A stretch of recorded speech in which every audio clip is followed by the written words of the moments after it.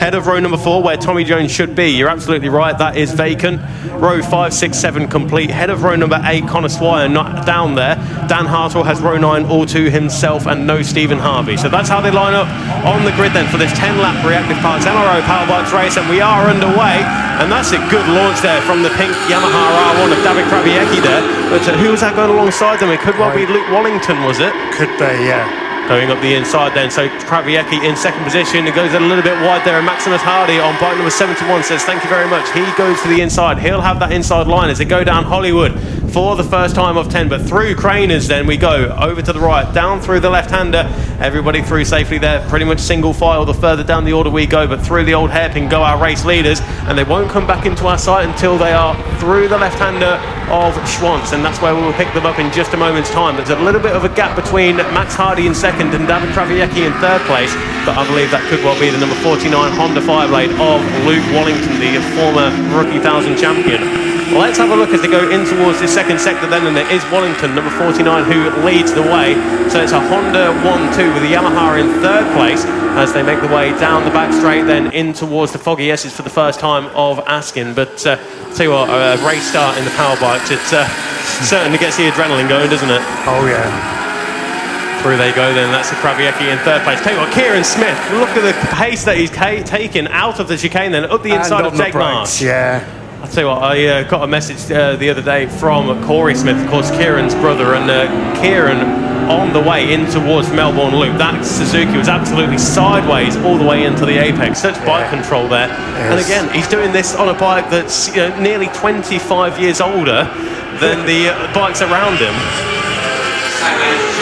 Same age as you, yeah. Thank you very much, Keith. The same. So, in towards the first corner we go once again. So Wallington, Hardy, Krawiecki. Sam Cranston is the man who's leading the Clubmans at the moment, fourth at this stage. But Kieran Smith, Jake Marsh, Tyler Donovan, Sonny Auskus, Kissick, and Carl Thompson. But yeah, Kieran Smith. I'll tell you what, the retros may be a close one there. Tyler Donovan's got about 2.5 seconds to find to get onto the rear of that Honda 5-blade of number 45, Jake Marsh. But yeah, Kieran Smith on that bike, it's just so special to watch. Yeah, and fair play, Tyler Donovan. He's really picked his pace up this year, I think. And he's still only young as well, isn't he? Yeah, he's only 20, 21 years of age or something like that. He's doing a good job on that ZX10. Thin as a stick, going well. You're absolutely right.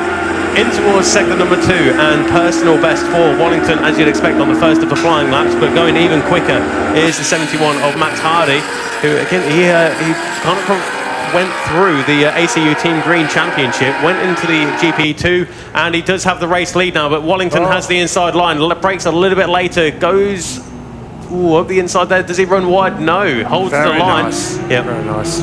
Wallington there, of course. Luke's dad, Steve, used to race as well. Is Steve someone you used to race against, Steve Wallington? I don't recognise the name, I must admit. But it could be.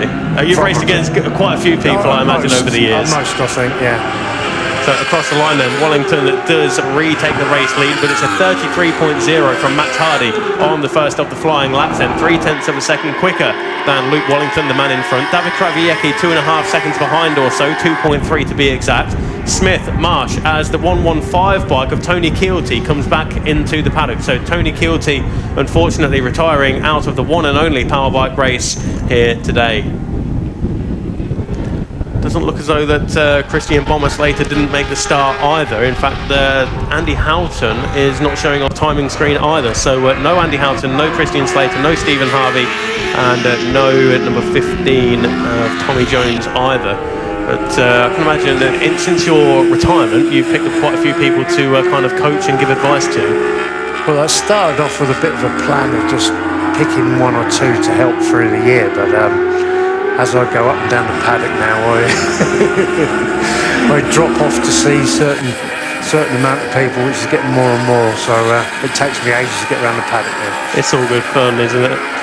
But Max Hardy does lead the way. So 71 Max Hardy on that Honda with the advantage now over the 49 of Luke Wallington. But up the inside for third place, Kieran Smith on that K1 Suzuki. He slides up the inside of that pink Yamaha R1 of David Krawiecki. Runs a little bit wide there. Can Krawiecki use the power of that R1 to retaliate? And the answer is no. Kieran Smith, sideways, Doctor's Dangle, whatever you like. He's good doing it into the final corner at Goddard's and holds on to that third place position. What do you reckon there, Pete? He has got 4.4 seconds between him and Luke Wallington, and there's 7 laps left. Has he got enough there, or is Krawiecki? They are beating each other up a little bit, aren't they?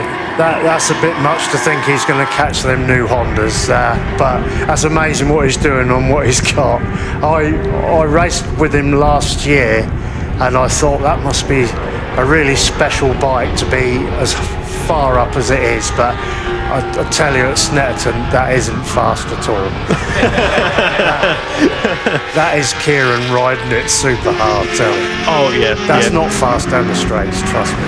No, we actually, me and Keith, you remember last year when we was watching at Snetterton, there was Morgan Creasy, Stephen Butterworth, and then Kieran Smith, and you had Morgan Creasy on a 2020's Fireblade, you had Kieran Smith on the 2000's K1, and Stephen Butterworth on the 2010, maybe not even 2010, 2007 R1. Yeah, 07, yeah. 07 R1. So again, it's like a 10-year gap between each bike, and you're right, that the deficit in power for Kieran Smith was certainly pretty evident.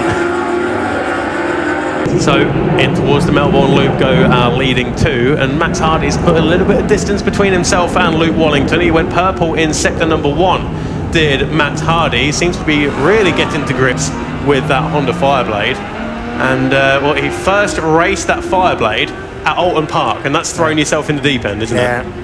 Yeah.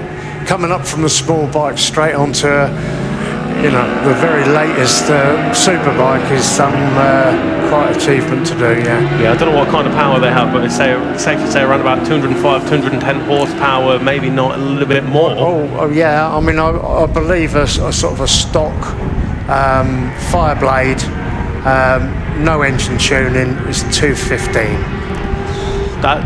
That's a lot. Which is crazy, isn't it? Yeah, I can't believe to race one of them for your first time at Alton of all places. Yeah, that's and he was very competitive straight away, wasn't he? Yeah, straight away. Like you say, he was in the fight with Morgan Creasy on his Fireblade, and I think the guys in front were all British runners. You had the likes of Josh Owens, Harrison Crosby, Ben Luxton were all there, weren't they? So I think at the end of the day, and at the end of the checkered flag, it was Hardy who was taking the victory, if not second place in his first outing on it in the club series. So certainly a bit of a talent. Definitely, yeah. He's one to watch in the next few years, I would say. He's through the chicane and now heading towards the Melbourne Loop, and again it's opened up even more that advantage over Luke Wallington, so it's relatively spread out now inside the top 5 as Jake Marsh is looking to latch onto the rear of the number 188 Yamaha R1 of David Krawiecki. So I think that's where we'll be keeping our eye on. But Kieran Smith, it can't be understated of what he's doing on that 24-year-old bike. In towards the final corner, then go 3rd, 4th and 5th, number 5, number 188 and the number 45 of Jay Marsh in that order. And Krawiecki has got good drive here, and there we can see just the sheer power difference between the new R1 and the older of the GSXRs there, and that must be frustrating there for Kieran Smith. Do you reckon it will be frustrating, or will just be having a good time, having fun? Well, as long as you keep in your head the bike that you're on, you're defying the odds riding like that on that bike, aren't you? I mean, I don't know, but I would think that bike might be 160, 165 horsepower. So he's sort of giving away 40 horsepower to everyone else out there. I mean, 40 horsepower, yeah, 40 horsepower is a lot. Even if it's in like a tuned up car, but 40 horsepower within one of these, that's about what, 15-20% of the power. Yeah. And you saw there on the straight, it's just blast past. It's not riding, it's just blasting, drag racing him. Can't fight back on the straights, no. But he's making up for it in the corners. Yeah, he just seems to make it work in the corners exactly as you say there, through trainers, whether it be or through the old hairpin. He certainly seems to have the pace through the corners. But Hardy and Wallington now in towards the Melbourne Loop, and Kieran Smith, he's got back in front. Krawiecki, he knows where he can get him. We all know where Krawiecki can make the move on Kieran Smith, but Jake Marsh, he's closed the gap on this lap, so we're 5 5 laps down. It will be 6 laps complete when Max Hardy crosses the line in just a second's time. Now, and it's a 33.1 on that previous lap, 33.8 on this one. Wallington, a 35.0. Kieran Smith, David Krawiecki and Jake Marsh. Of course, that is an on-circuit battle as opposed to in class. Krawiecki just uses the power of that R1 and goes around the outside in towards Redgate. And there's not a lot that Kieran Smith can do in that kind of situation, is there? No.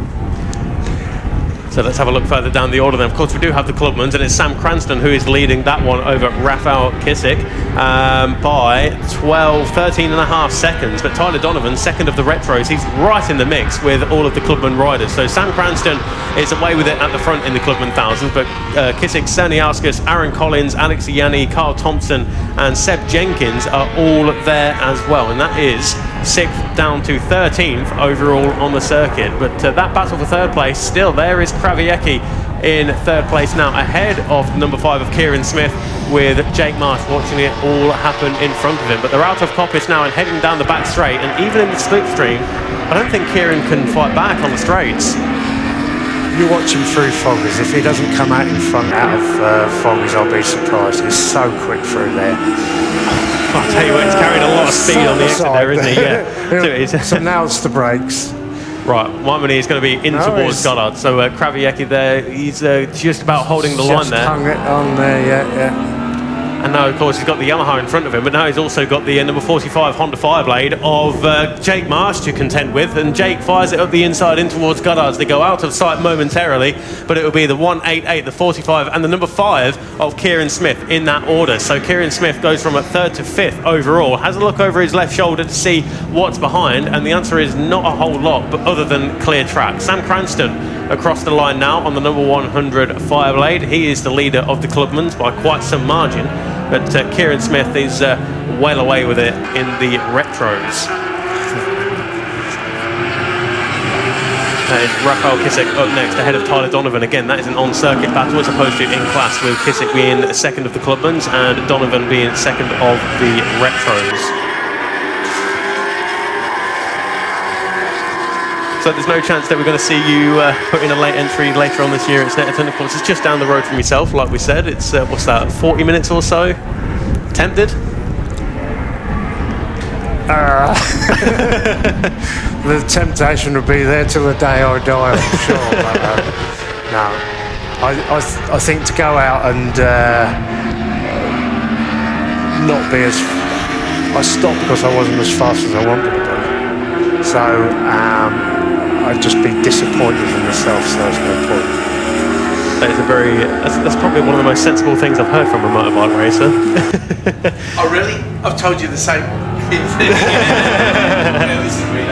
No, why would I do that? Right, Max Hardy is across the line, 2 laps to go. We're on to the penultimate lap then. 5 miles remain in this one and only Reactive Parts MRO Powerbikes race of the day. And Krawiecki and Jake Marsh, who's seemingly struggling to keep the front end down on that Fireblade. Kieran Smith, he's paid his entry fee, is using all of the track and half of the rumble strip as well, so certainly getting his value for money. I don't know if he's run out of steam or pace, or he's sort of dropped off a bit now, hasn't he? Yeah, his personal conceded. Personal best was a 34 flat. That time around was a 37.5. So he knows he's got what's that, 7 seconds of clear track behind him. He can always just cruise and bring it home from there. But Max Hardy's still pushing on, gapping Wallington even more. Yeah, 4.7 seconds is the gap. He did tell me earlier, and he was looking forward to the longer race. He felt he was fit enough to go full pace to the whole distance, sort of thing. And I think he's 17 or something. So yeah, 17. You can do stuff like exactly. Yeah, 17 years old and about 7 foot tall as well. Yeah. Yeah, I spoke to Morgan Creasy after the race at Alton earlier on in the year, and he's saying that when Max Hardy's on the brakes and he sticks his leg out for the doctor's dangle, he makes that Fireblade look like a mini moto, basically. Yeah. Wallington there in second place ahead of Krawiecki and Marsh by 0.6 of a second, so that one could be one to watch as they make their way in towards the Melbourne Loop. And in fact, they're already out of the Melbourne Loop, but it is still that bright pink Yamaha R1 of David Krawiecki who's holding the advantage over the 45 of Jake Marsh. But the last lap flag has gone out. Hardy and Wallington now onto that final lap. with Krawiecki and Jake Marsh. 2.5 miles left to see who will finish on the final rostrum step. Kieran Smith, front wheel well up into the air on the exit of Goddard's line. Again, that time around, it was a 37.6 for Kieran Smith. So about 3.5 seconds away from where he has been in this race. Sam Cranston well in front of Rafael Kissick in the clubman's there, but Kissick having a good battle with Tyler Donovan. In fact, he's put a bit of daylight between himself and number 19, Tyler Donovan, who is second in the retros at the moment. In fact, we've got 5 MRO Powerbike class riders out there, 12 Clubman 1000 riders and 3 Retro 1000 riders. So if you're in the retros then and you see the checkered flag, you will be on the podium. Race leader already out of coppice down the back straight, and it's yellows all round in the first sector there. They know it's the final lap there and they've got plenty in hand. Hardy over Wallington by 4.3 seconds. Here comes Dan Hartle on bike number 81 ahead of Jason Page. Of course, we saw both of those guys in the Rookie 1000 Championship last year. Good to see them make the step up into the Clubman 1000s, and they are 9th and 10th at the moment, so that will be 7 and 6 points respectively if they remain in those positions. Matt Wren, just as we mentioned, if you're in the finishing the race in the retros, you'll be on the podium. Matt Wren is in the pits. This is Max now taking the checkered flag, I believe. I think it's safe to say he's pretty happy with that one there. 25 points once again on the weekend for Max Hardy, and a good old wheelie there for Luke Wallington. He's had a much better weekend this weekend. He gets the wheelie award of the day. There is Jake Marsh, just got it. Jake Marsh on the podium. Just ahead of David Krawiecki by less than 1/10 of a second. Next up will be Kieran Smith, 5th place overall on bike 5, but winner of the Retro 1000s. And next up is the 100 of Sam Cranston. So Cranny takes 25 points in the Clubman 1000s. In towards Goddard's we go then for Rafael Kissick. He takes second of the Clubmans. Tyler Donovan and Aaron Collins side by side, and that is a ZX10 against the S1000 RR for Donovan and Collins. Number 18, Cerny Alskers. We've got yellow flags there up at Goddard's, we believe. So we can see, seems to be the number 18, unfortunately, of Cerny Alskers, who's dropped it. Seems like he may have took the front there on the entrance. Of course, they're so easily done there at Goddard's, isn't it, Pete? Just overload the front and down it goes, it seems. Absolutely, yeah.